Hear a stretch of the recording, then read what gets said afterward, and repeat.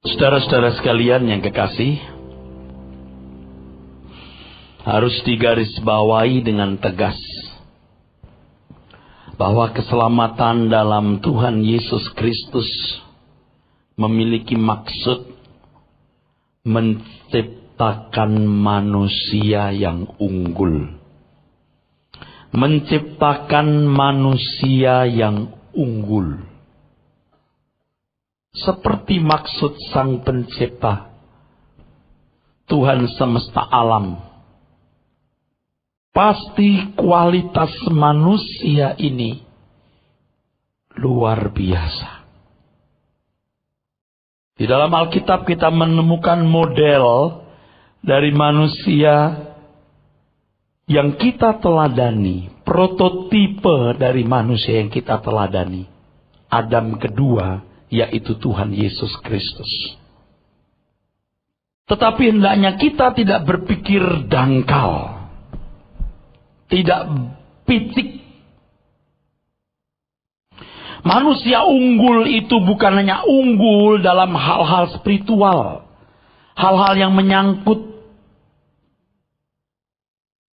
seremonial, ritual, atau keagamaan. Seharusnya manusia unggul juga manusia yang berkualitas dalam segala aspeknya. Manusia yang berkualitas tinggi dalam segala aspeknya. Bukan hanya berdoa, bisa bernubuat, berbahasa roh, pinter khotbah.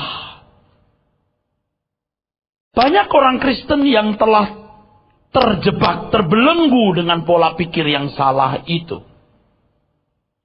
Sampai pada tingkat dalam komunitas Kristen, kalau ada orang pintar berdoa, cakap bernubuat, bisa berbahasa roh, glosolalia, lalu cakap berbicara tentang Tuhan, kita anggap manusia unggul. Di situ terjadi banyak pemalsuan dan penipuan. Untuk menjadi unggul, saudaraku, harus mengembangkan semua potensi yang ada padanya.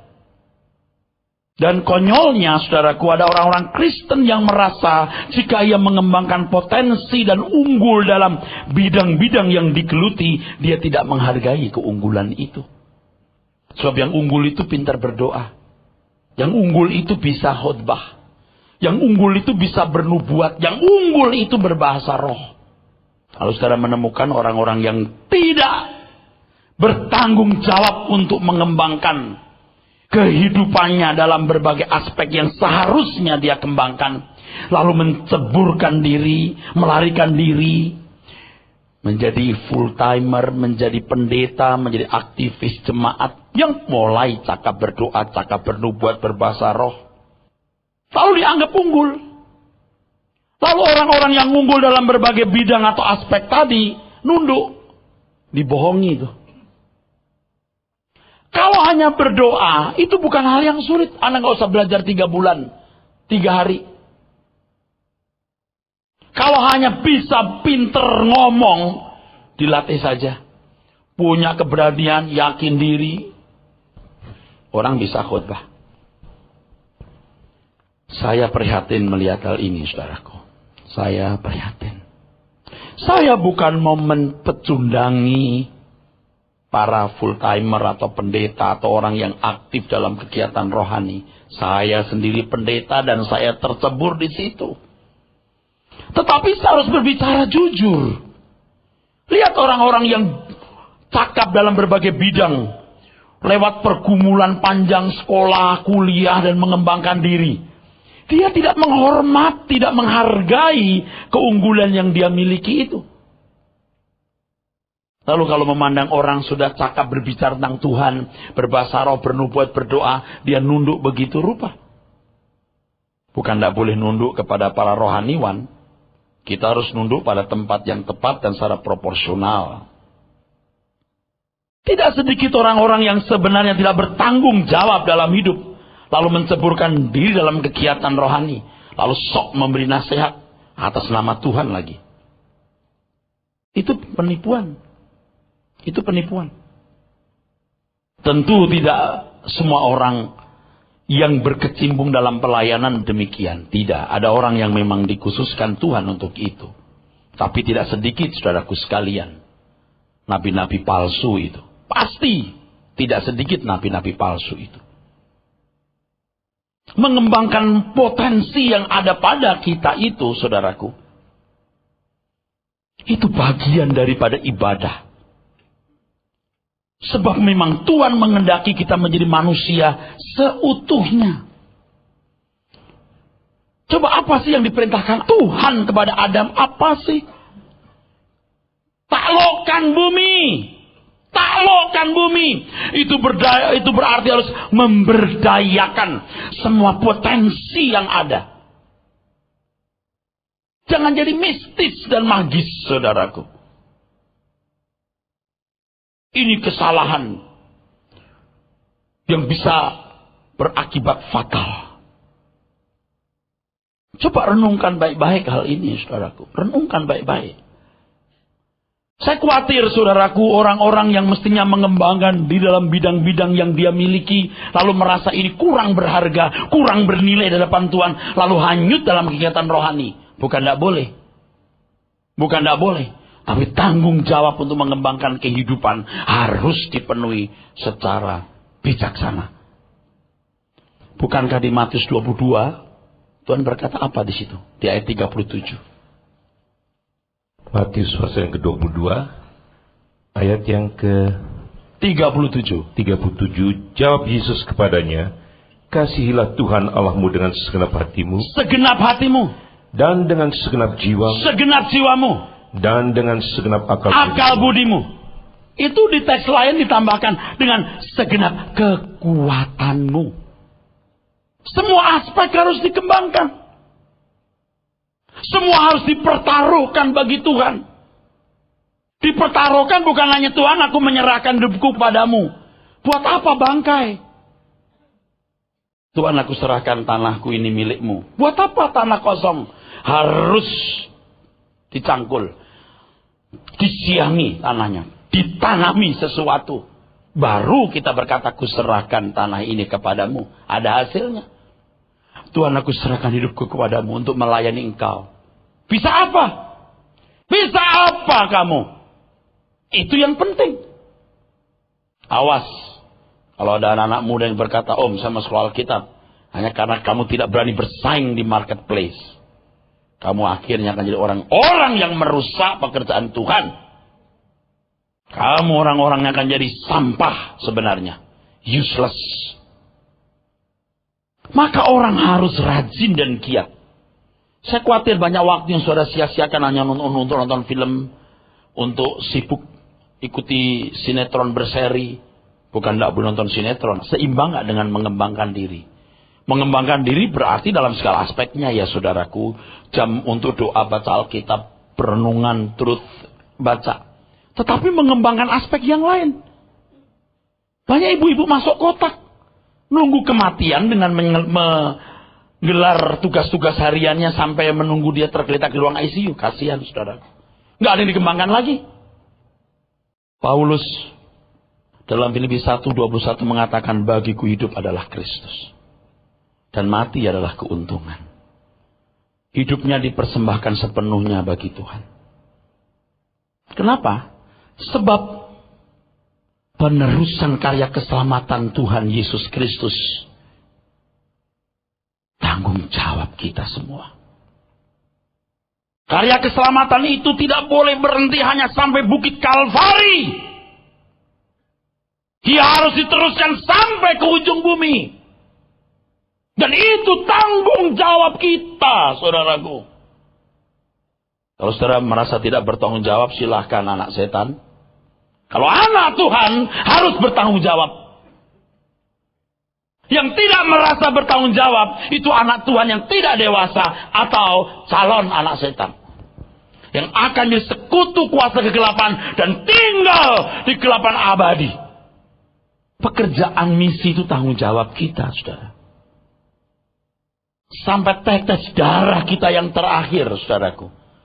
Kita harus pertaruhkan untuk itu. Yang tidak mau, tidak apa-apa.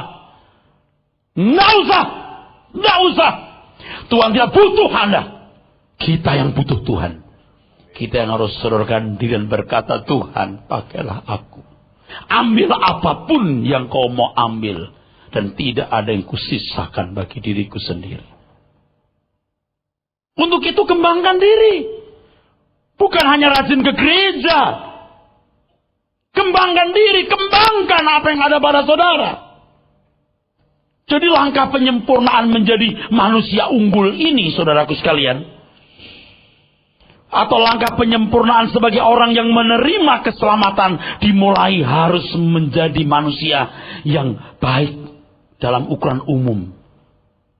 Jadi kalau saudara malas, bekerja tidak produktif, banyak ngomong tapi tidak punya potensi, tidak jujur, tidak bisa dipercayai, sorry, jangan bicara tentang menjadi anak Tuhan yang baik. Itu aja udah gak bener. Udah pasti gak bener. Biar rajin ke gereja, biar bernubuat, biar berbahasa roh, omong kosong, ada bukan anak Tuhan yang baik. Sebab kalau orang mengasihi Tuhan dengan segenap hati, dia akan berusaha untuk merubah diri.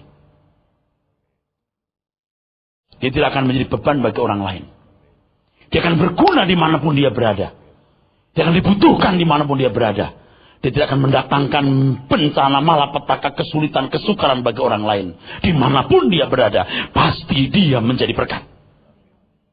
Bercandanya sembarangan, corok-corok, kerja tidak berpotensi. Bisa-bisa perusahaan mengharapkan Anda mengundurkan diri. Malas.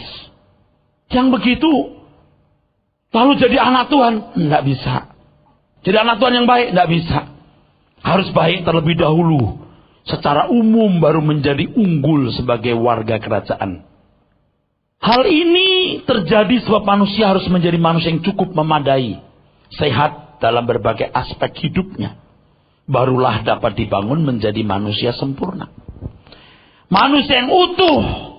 Maksudnya adalah pikiran mentalnya sehat, jasmaninya sehat. Dan lingkungannya juga. Lingkungan hidupnya mendukung. Lingkungan hidupnya itu menyangkut seluruh kehidupannya, saudaraku. Kalau pikiran atau mental sudah tidak sehat, ya bagaimana ya dia bisa mengerti firman Tuhan?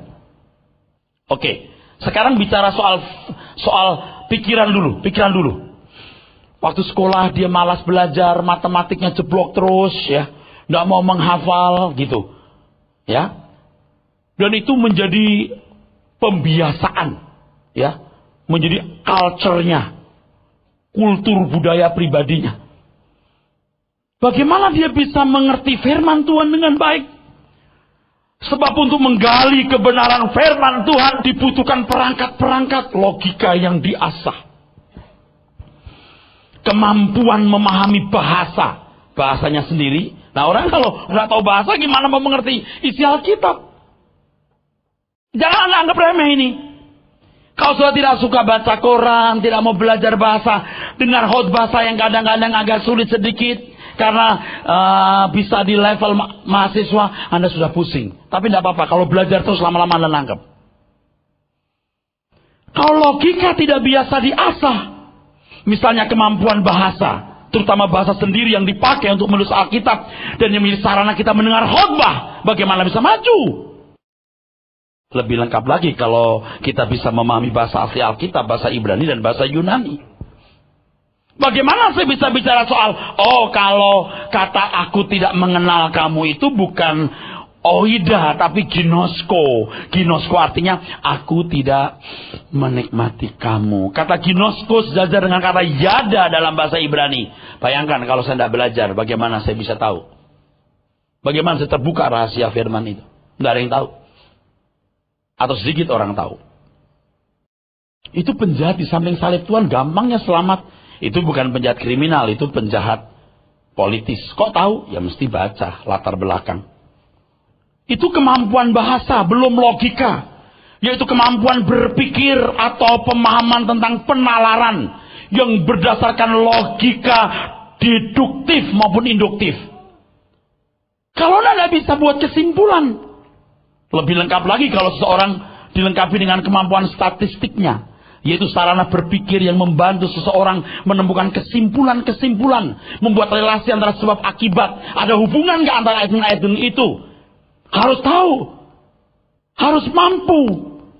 Sarana berpikir yang membantu seseorang menemukan kesimpulan-kesimpulan dari kebenaran Alkitab secara induktif dan fakta-fakta empirisnya. Kalau enggak gimana? Tuh lihat, dengar khotbah yang kekayaan bangsa-bangsa, fakta empirisnya ada nggak? Nggak jujur kan? Ayatnya dari mana? Alkitab. Ngerti nggak itu untuk orang Israel, bukan orang Kristen? Makanya orang harus mengasah pikiran. Ibu-ibu itu ya kalau duduk berjam-jam di infotainment, wah seneng banget. Sia-sia. Kenapa nggak baca buku? Berdoa, berlutut, menyembah Tuhan, Anda akan menjadi lebih cerdas. Percaya nggak, saudara? Kenapa nggak baca koran yang baik? Baca majalah-majalah baik, majalah kesehatan dan lain sebagainya. Harus mengembangkan diri. Nggak bisa nggak? Seseorang yang menggunakan logika dengan baik akan terhindar dari manipulasi-manipulasi dalam emosinya yang dapat menciptakan pemalsuan-pemalsuan. Dan itu terjadi di kalangan gereja-gereja karismatik khususnya. Kenyataan ini marak dalam kegiatan keagamaan. Kalau di kalangan orang Kristen ya, maaf bukan menyinggung, ini faktanya begitu. Saya mengasihi maka saya mengatakan gereja aliran Pentakosta dan karismatik dan sejenisnya. Banyak pemalsuan-pemalsuan, manipulasi-manipulasi emosi karena tidak menggunakan logika dengan baik dan tidak pakai nurani dengan jujur. Karena logikanya tumpul, nuraninya pun tumpul. Perhatikan itu. Dalam hal ini dibutuhkan pendidikan yang baik yang membiasakan seseorang memiliki nalar yang baik untuk menganalisa Alkitab. Saya tahu nalar tidak segalanya, tapi ini memegang peranan penting. Tidak segalanya, oh saya tahu, tapi ini memegang peranan penting. Kalau tidak, Tuhan tidak berbicara. Kasihlah Tuhan Allahmu dengan segenap akal budimu. Oke, sekarang contoh sederhana dalam kehidupan ya. Fakta dalam kehidupan. Negara atau bangsa yang tidak menggunakan logika atau rasionya dengan baik, selain miskin karena tidak menjadi negara yang maju, tapi negara yang penuh konflik, kejahatan moral dalam gelanggang politik, diskriminasi, ketidakadilan dan kebejatan lainnya. Kampungan, percaya deh. Kampungan. You lihat. Kita ini kadang-kadang sok, wah kita negara yang paling sopan. Negara lain gak sopan. Udah jangan. Itu orang picik, dia bukan di bawah tempurung dia. Di bawah mangkok kecil.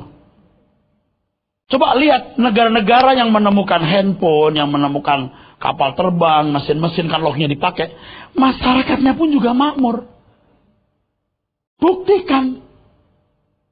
Negara yang masyarakat tidak menggunakan logika dengan baik, yang malas. Bukan hanya miskin, penuh konflik. Kejahatan moral dalam berbagai aspek, diskriminasi, ketidakadilan, kebejatan lainnya. Dan hal itu sangat diperankan oleh filosofinya. Dan filosofi sangat diperankan oleh agamanya atau kepercayaannya. You can prove it. You buktikan itu. Sekarang kita jadi orang Kristen harus menggali Alkitab. Jangan kita menyerap, mengadopsi berbagai pandangan yang diinfuskan dalam pikiran kita tanpa kita sadari. Misalnya soal takdir aja. Ya kita kan takdir lah. Kita kan ditakdirkan Tuhan seperti ini. Waduh, ini bodoh bener. Bodoh sekali itu. Sangat bodoh. Sebab nasib keadaan seseorang ditentukan oleh keputusan dan pilihannya. Wah takdir jodohku begini. Kenapa kau pilih Maimunah? Kenapa kamu gak pilih si Neni misalnya? Kenapa kau pilih si Jambrong? Kenapa gak pilih si David? Jangan bilang dong. Ya, nasib. Gak bisa. Gak bisa. Dalam hal ini kita mengerti mengapa dalam 1 Korintus 10 ayat 31 Alkitab berkata demikian. Aku menjawab, jika engkau makan atau jika engkau minum, atau jika engkau melakukan sesuatu yang lain, lakukanlah semuanya itu untuk kemuliaan Allah. Lakukanlah semuanya itu untuk kemuliaan Allah. Baik kau makan atau minum atau melakukan sesuatu yang lain. Kok pakai kata makan dan minum ya? Nggak pakai jalan-jalan, kerja, tapi makan dan minum. Rupanya sentral juga itu makan dan minum. Sentral juga, saudara. Kalau saudara mengasihi Tuhan, saudara akan mencintai tubuh saudara yang adalah bait Roh Kudus. Saudara harus sehat supaya efektif bagi pekerjaan Tuhan. Saya berterima kasih kepada Tuhan. Saya bersyukur Tuhan taruh orang-orang yang membuat saya bertobat. Sehingga saya menjadi orang sehat hari ini. Saya jadi manusia sehat hari ini. Walaupun saya belum sehat sempurna. Karena puluhan tahun saya telah menggelar hidup saya secara sembrono. Baru 1 tahun lebih beberapa bulan ini, sejak April tahun lalu, saya strict makan, saya sehat. Tidak pernah kedengaran kan, saya tidak bisa khotbah karena sakit. Makan pun untuk kemuliaan Tuhan. Bukan karena lidahmu suka tergoyang oleh itu. Untuk kemuliaan Tuhan. Kalau kita sakit, kita tidak efektif untuk Tuhan. Jadi makan itu bukan karena nafsu. Betul-betul kita mengerti apa artinya makan untuk hidup. Ingat, makanan jadi obatmu atau obat jadi makananmu. Aku mau efektif buat Tuhan. Tolong ya diingat ya, kita tidak bisa jadi manusia unggul kalau hal-hal umum saja kita gagal dan tidak bisa melakukannya dengan baik. Kalau ngikutin fisik, saudara, kita bangun tidur mau duduk minum kopi sambil lihat ikan cepat kecipuk. Tetapi kita mau efektif bangun, lipat tangan, berlutut berdoa, selesai olahraga. Daging kita berkata, capek udah stop. Enggak stop. Sebelum 30 menit lari saya nggak boleh stop. Sudah begitu sebelum saya push up saya tidak boleh berhenti. Perkara kecil. Perkara sederhana tapi tidak sederhana. Waktu kita berharga, kita gunakan setiap detik, menit, jam kita, hari minggu kita untuk mengembangkan diri dalam segala aspek. Ingat ya, kalau saudara di pekerjaan saja sudah tidak produktif, tidak diharapkan, sorry ya, jangan bicara tentang Tuhan ya. Pasti Anda bohong. Saya sedih kalau di gereja orang mensablim ke tidak becusannya hidup dengan nyanyi, tepuk tangan, semangat. Muda juga begitu. Hari-harinya tidak jelas. Kalau di gereja udah lompat-lompat. Udah Yesus. Kau segalanya. You are my everything. Waduh, saudaraku. Semua mimpi itu. Bohong. Buktikan kalau engkau mengasihi Tuhan, sekolah yang baik, kuliah yang giat, hormati orang tuamu. Bantu orang tuamu. Mengerti, saudara? Anak-anak yang bandel, kamu belum tahu apa artinya orang tua sudah meninggal, kamu baru nangis Bombay. Ketika kamu tidak bisa dipercayai oleh Tuhan. Kalau orang tua masih bisa hidup, orang tua bisa menyekolahkan kamu sekolah yang baik. Sekolah yang baik, kembangkan dirimu. Bagaimana mengembangkan diri dengan baik? Saudaraku sekalian yang kasih, kita jangan menjadikan gereja ini bisnis rohani. Dan akhirnya memperbodoh jemaat. Saudara pernah pikir nggak bagaimana masa aniaya dulu tidak ada rohaniwan, tidak ada pendeta. Selama ratusan tahun. Tetapi gereja tetap utuh. Bahkan kemudian yang terjadi adalah seluruh Eropa diselamatkan. Hebat, saudaraku. Kekristenan di Indonesia menghadapi tekanan hebat. Tekanan hebat. Dan saya tidak bisa mengatakan lain kecuali diskriminasi. Khususnya di Jawa ini. Tidak apa-apa. Tenang saja. Kita harus bereaksi positif demi bangsa yang besar ini. Supaya jangan tercabik-cabik oleh kebodohan orang-orang sektaris yang memaksakan kehendaknya sendiri dan menekankan kepentingannya sendiri. Kita harus buat kepentingan bangsa yang besar yang telah diperjuangkan oleh founder bangsa dengan darah dan nyawa mereka. Lalu apa yang kita lakukan? Kembangkan diri kita dengan baik. Kembangkan diri kita dengan baik. Di semua lini di mana kita berada. Betapa besar anugerah yang Tuhan berikan kepada kita ini. Dengan seluruh potensi yang ada. Yang bisa dikembangkan dan berkembang dan berkembang dan berkembang. tanpa batas. Semua kita harus bangkit. Gereja tidak boleh jadi bisnis rohani untuk maksud-maksud tertentu. Tetapi bagaimana saudara dikembangkan dalam seluruh aspek hidup saudara. Dan saya menjadi motivator di sini. Dan kemudian saudaraku, kita pikul misi Tuhan ini. Kita pikul pekerjaan Tuhan ini. Coba perhatikan 1 Korintus 10:31, dibaca lagi Pak. Ayat yang ke-31, aku menjawab, jika engkau makan atau jika engkau minum, atau jika engkau melakukan sesuatu yang lain, lakukanlah semuanya itu untuk kemuliaan Allah. Saudara, anugerah Tuhan kalau kita boleh dilibatkan dalam pelayanan. Anugerah Tuhan. Dan setiap kita pasti punya tempat. Pasti punya tempat. Saya sudah menunjukkan kepada saudara beberapa waktu yang lalu, saudaraku sekalian. Ada 2 jenis gambar diri. Gambar diri secara umum dan gambar diri secara khusus. Gambar diri secara umum memiliki pola yang sama. Tuhan Yesus. Tuhan Yesus. Filipi 2:5-7. Gambar diri secara umum ini memiliki peta yang sama. Tuhan Yesus. Dasar-dasar karakter watak kepribadiannya. Kita mencontoh model atau prototipe yang mulia Tuhan kita Yesus Kristus. Sedangkan gambar secara khusus, ini misteri. Jangankan bagi orang lain, bagi diri kita saja misteri. Jangankan bagi orang lain, bagi diri kita juga misteri. Tuhan mau jadikan apa aku?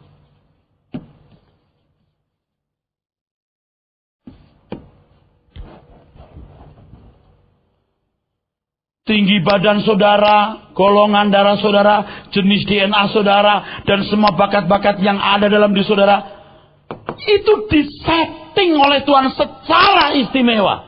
Dan pernahkah saudara berpikir bahwa di seluruh jagat raya ini hanya ada seorang Fenty dan ada yang sama seperti dia? Di seluruh jagat raya ini tidak ada seorang bernama Erastus seperti ini. Kalau nama Erastus pasti bukan Erastus jenis ini, pasti jenis yang lain. Betapa istimewa di seluruh jagat raya, di kenyataan jagat raya, dari kekal sampai kekal. Waduh, pikirkan saudaraku, dari kekal sampai kekal. Dan tidak mungkin setiap kita tidak punya nilai. Tidak mungkin, pasti punya nilai yang sangat tinggi. Dan pasti Tuhan merancang untuk hal yang istimewa. Baik di bumi ini maupun di kerajaannya nanti. Tuhan mau jadikan apa aku? Ya, banyak berdoa bisa bahasa roh. Itu saja. Sedih saudaraku. Something wrong. Makanya ya saudara, kalau ada orang datang ke gereja berkata, Pak Pendeta, saya sakit Pak, doakan. Kalau dia orang Kristen yang belum mengenal Tuhan Yesus, perlu pembuktian bahwa sungguh Allah telah menjadi manusia dalam Yesus Kristus untuk menyelamatkan manusia. Kesembuhan diberikan dengan sangat mudah. Tapi kalau dia orang Kristen yang mengerti tanggung jawab dan tahu hukum tabur tuai, kita harus tanyakan, kenapa kamu sakit? Merokok? Mengkonsumsi alkohol? Pola hidup yang tidak baik? Pola makan yang kacau? Bertobat, jaga mulutmu.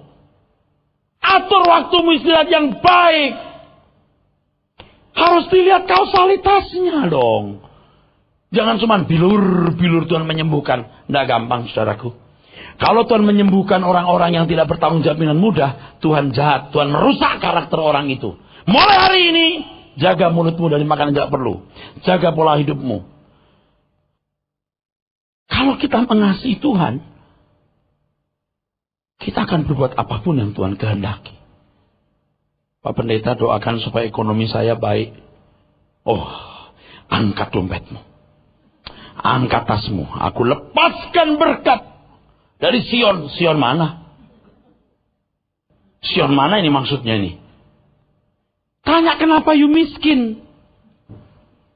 Pengelolaan finance keuangan pribadimu baik enggak? Hemat enggak?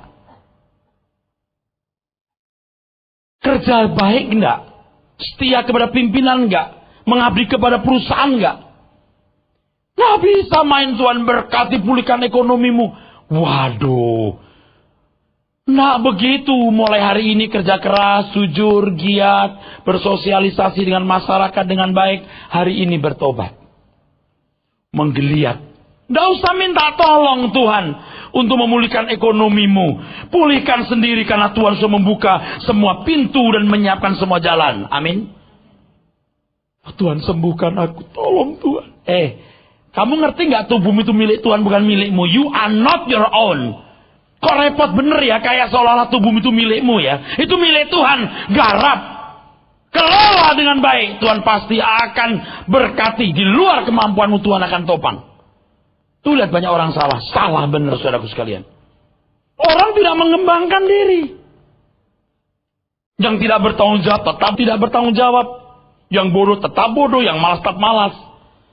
Padahal ada banyak potensi yang ada pada setiap pribadi yang harus dikembangkan. Jadi praktek perdukunan itu tidak boleh dibawa di gereja. Waduh, saudaraku, benar-benar mengerikan, saudaraku. Mengerikan sekali. Supaya jantungnya jangan tersumbat minum perjamuan kudus langsung bypass. Mana bisa. Aduh, nggak ngerti saya. Tapi berpikir dengan cara begitu itu menyenangkan Tuhan, memuliakan Tuhan, menghormati Tuhan. Tuhan itu mau diajak saingan dengan agama tetangga atau kuasa-kuasa lain.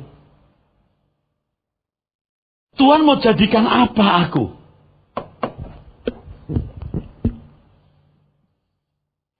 Sebab gambar diri secara khusus artinya bahwa setiap orang harus menemukan dirinya seperti yang Tuhan inginkan atau Tuhan kehendaki. Tentu harus mengerti firman Tuhan itu jelas karena gambar diri secara umum modelnya adalah Tuhan Yesus. Secara khusus, jangankan orang lain, kita saja juga tidak mengerti dengan sempurna. Harus day by day, hari demi hari, berjalan dengan Tuhan. Kita ngerti apa yang Tuhan kehendaki harus kita lakukan. Seluruh potensi yang ada harus dikembangkan, saudaraku. Saudara tahu nggak banyak ibu-ibu tuh masuk kotak. Begitu kawin masuk kotak. Udah nggak mengembangkan diri sama sekali. Nanti paling ya jalan-jalan, gonta-ganti baju, cari model. Kasihan.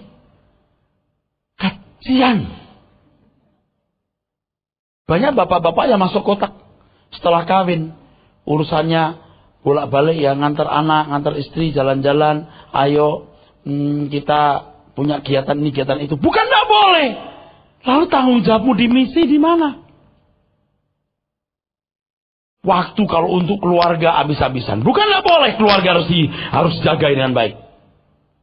Kalau untuk sesuatu saja, untuk anaknya, beli mobil anaknya saja, berapapun dia bayarin.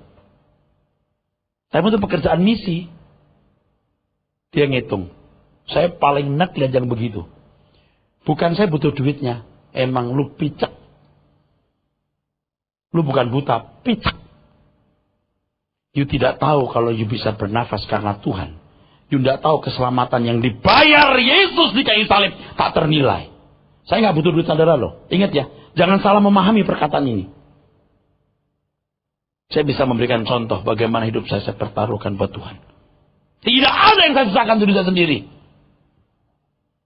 Nah, kita lihat aja nanti kita kalau mati hitung-hitungan sebab pembukuan di sana. Bukan mau sombong, saudaraku sekalian. Saya harus berkata, ikutilah teladanku. Seperti aku ikut teladan majikanku, Tuhan Yesus. Banyak masalah dalam hidup kita. Tapi jangan kita tenggelam dengan masalah-masalah itu. Karena pekerjaan misi di tangan kita. Lalu saudara menjadi apa? Di mana tempatmu? Temukan, saudaraku. Temukan, ini bukan hanya masalah saudara bisa berdoa, aktif di gereja, bisa pimpin puji-pujian atau kegiatan rohani. Potensi fisikmu juga, kemampuan jasmani rohanimu juga dikembangkan. Ada seorang yang cakap dalam berakting, ayo jadilah bintang film yang baik. Bisa membuat skenario, jadi sutradara, penulis skenario yang baik. Anda bisa dagang yang baik. Ada seorang ahli hukum, jadi ahli hukum yang baik. Di tempat itu Anda mengembangkan diri, penulis, jadi penulis yang baik. Maaf, kurang tepat kalau baik. Sangat baik. Kenapa Anda bisa? Bisa. Tuhan beri kita waktu singkat, saudaraku. Saya tidak tahu kita sudah menemukan belum tempat kita di mana. Kita menghadapi kekuatan antikris yang gawat di waktu-waktu mendatang. Kita harus kuat jasmani maupun rohani. Fisik kita maupun keuangan kita. Kecerdasan kita dalam berbagai aspek. Tidak ada lagi itu kalimat Tuhan berperang ganti kita. Kecuali kita sudah nggak bisa apa-apa, Tuhan berperang ganti kita. Tapi kalau kita masih bisa buat sesuatu, kita harus buat sesuatu. Di luar kemampuan kita, Tuhan yang topang. Tapi kalau masih di wilayah tanggung jawab kita, kita harus kerahkan seluruh kekuatan kesanggupan kita untuk kemuliaan Tuhan. Paulus berkata, darahku siap ditumpahkan. Darahku siap dicurahkan untuk ibadah. Dan ini satu kehormatan kalau kita boleh mengabdi kepada Tuhan dan mencurahkan hidup kita. Tapi jangan berkata, Tuhanku serahkan hidupku, atau seperti tadi tanahku, sebelum Anda kembangkan. Jangan menyerahkan bangkai. Menyusahkan Tuhan. Aku serahkan hidupku kepadamu Tuhan. Kau bisa apa? Ya terserah Tuhan bisa apa. Hah? Aku telah taruh banyak hal dalam dirimu untuk dikembangkan. Kalau kau berkata aku serahkan hidupku kepadamu Tuhan, berarti kau harus kembangkan semua yang kau miliki. Kau punya sesuatu yang bisa kau pakai dan ditempatkan di tempat di mana kau berguna bagiku. Saudara bisa mengerti? Saya cuma bisa berdoa, Pak. Semua kita harus berdoa, tahu. Makanya ya saudara, kalau orang datang begini, Pak Pendeta tolong doakan saya, belum dapat kerjaan. Melamar. Saya sudah melamar, Pak. Berapa? Ya 3 surat lamaran saya layangkan ke beberapa perusahaan. Belum 30. Kerja keras. Sudah 30. Datang lagi, Pak Pendeta. Udah 30 nih Pak Pendeta, belum dapat kerjaan juga. Wah. Malu tuh Pak Eras. Oh, saya belum malu. Belum. Saya tanya lagi. You bisa bahasa Inggris? Nggak bisa, Pak. Bahasa Mandarin? Nggak bisa. Manajemen, keuangan? Nggak bisa. Kau bisa apa? Berdoa, Pak. Udah. You tidur aja sudah. Capek deh. Saya jadi tim doa aja, Pak. Pendoa syafaat. Capek deh. Aku nggak ngerti dewasa ini ada orang-orang yang punya profesi pendoa syafaat. Saya setuju semua kita pendoa syafaat. Tapi pendoa syafaat yang juga punya arti. Minimal jadi konselor yang baik. Minimal. Jadi konselor, rahasia orang diumbar kemana-mana. Aduh, bahaya. Jangan-jangan nanti ada ini. Ada biro atau konsultan agen pendoa syafaat. Jadi kalau ada perusahaan-perusahaan membutuhkan pendoa syafaat, dikirim 3-4 orang. Capek. Bukan saya nggak percaya pendoa syafaat. Kita harus bersyafaat. Berdoa untuk orang lain. Betul. Tetapi saudaraku sekalian, kita harus mengembangkan diri. Jadi apa kita? Masing-masing kita punya bentuk khusus. Ada yang begini, ada yang begini, ada yang begini, ada yang begini, ada yang begini. Ini kalau digabung-gabung jadi kotak nanti. Kayak puzzle itu. Apa puzzle ya? Iya. Bisa jadi. Lah Anda jadi apa? Aku mau seperti ini Pak. Nanti dulu. Anda mungkin menjadi seperti ini. Temukan. Nah ini saudara harus bergumul dengan Tuhan. Day by day harus bergumul dengan Tuhan. Untuk menemukan tempat saudara. Menemukan tempat saudara bukan hanya di kegiatan gereja. Oh saya bagian kolektan. Iya. Itu mah gak masalah. Saya bagian kolektan aja. Ini bukan soal itu. Ini potensi-potensi yang Anda harus miliki. Kembangkan potensi-potensi saudara. Saudara begitu buka mata dan melihat hal ini, sudah mulai mengembangkan diri. Nanti ada jalan banyak yang Tuhan buka. Lihat saja. Dan Anda akan kagum betapa Tuhan telah menaruh dalam diri kita hal-hal yang tidak kita duga sebelumnya. Itu luar biasa, saudaraku. Tuhan akan memberikan petunjuk. Roh Kudus pun juga mau urusan soal begini. Bukan hanya soal karunia-karunia roh, tapi juga segala hal. Karena Dia gembala yang baik yang menuntun kita dalam segala jalan kita. Akan dituntunnya kita. Asal semua kita lakukan untuk kemuliaan Tuhan. Sehingga saudara punya peran di dalam kerajaan surga itu. Dan orang yang punya peran dalam kerajaan surga selama hidup di dunia akan punya peran dalam kerajaan surga di kekekalan atau di keabadian nanti. Tidak ada kata terlambat walaupun seperti terlambat.